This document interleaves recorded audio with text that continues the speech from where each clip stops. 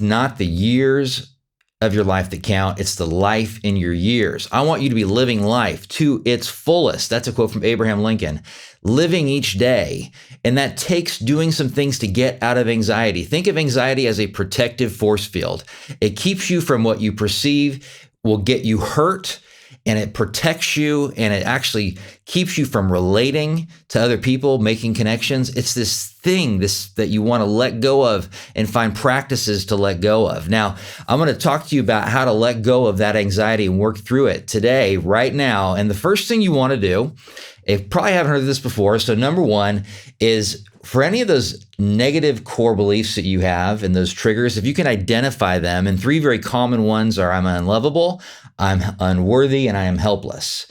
And then variants of all of those. And you can see a link to in this podcast, the show notes to how to replace negative core beliefs. And there's a worksheet you can utilize as well. But the first action you want to take, these aren't in any order of importance, is what is the payoff and the benefit of me having this perspective, of this unhelpful, unhealthy perspective?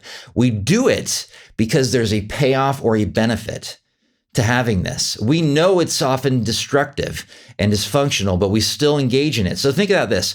I'm unlovable. So someone goes through a situation where someone cheats on them and they end up being betrayed and dealing with that betrayal, or their father leaves when they're a kid and they don't have a relationship with that father. Their mother leaves when they're a kid, or something happens where they believe that they're unlovable. And that can come out in all kinds of variations, like, I'll never find somebody who will love me. I'll never meet people that are trustworthy. I'm unlovable. And they blame themselves. So what's the payoff for someone believing that they're unlovable at a core level? Well, the payoff is generally motivation or protection. And sometimes both. So the payoff, if you can identify it and be honest with it, and most of my clients have trouble being honest about what the payoff is for being I am unlovable, is it can protect you. You're not going to date. You're not going to go out there. You're not going to interview for that new job. You're not going to even look for that new job because you're unlovable. That's the payoff. And identifying that and being honest with yourself can help you change it to something much healthier. Like I am lovable. I am good enough. I'm just the way God wants me to be, that kind of thing. That other one, I'm unworthy. And oftentimes that's like, I'm unworthy of good things. What's the payoff for thinking you're unworthy? Again, it might keep you from safe because you don't go out and do that thing that you would do if you felt worthy and confident in yourself, like go look for a new job, or again, go meet new friends. You're unworthy. Go try a new hobby. Keeps you safe, keeps you away from failing. But that perceived safety really is making your life more dangerous. And it's causing some misery in your life when you don't need to have that. That other one, I'm helpless. So people that believe I'm helpless, well, it motivates you because, if you believe you're helpless, maybe in some situations you may try to not feel helpless. So do things, learn things, grow in certain ways. But usually when people have that core belief, it's like, I'm not going to try. So it keeps them safe because I'm helpless. I'm a victim.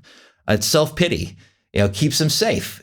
So identifying what the payoff is, what the benefit is, being real honest, journaling about it is crucial because you see it clear on paper, hand, pen to paper. I recommend that. Most of my clients I challenge, I'm almost making this a recommendation to work with me, is you journal. And you do that consistently. It's a green journal, favorite color, go Ducks, University of Oregon. Journaling is crucial. And you can actually, if you want to find out ways as well to change the neural pathways, just gratitude can show you, and it takes you out of that negative state, that sympathetic state, to parasympathetic state where you can rationally see what the payoff actually is. Because usually we're just reacting based on these core beliefs and we're not stepping back and saying, hey, what is the real benefit for me doing this? Why am I doing this? And honestly answering that question. So you can do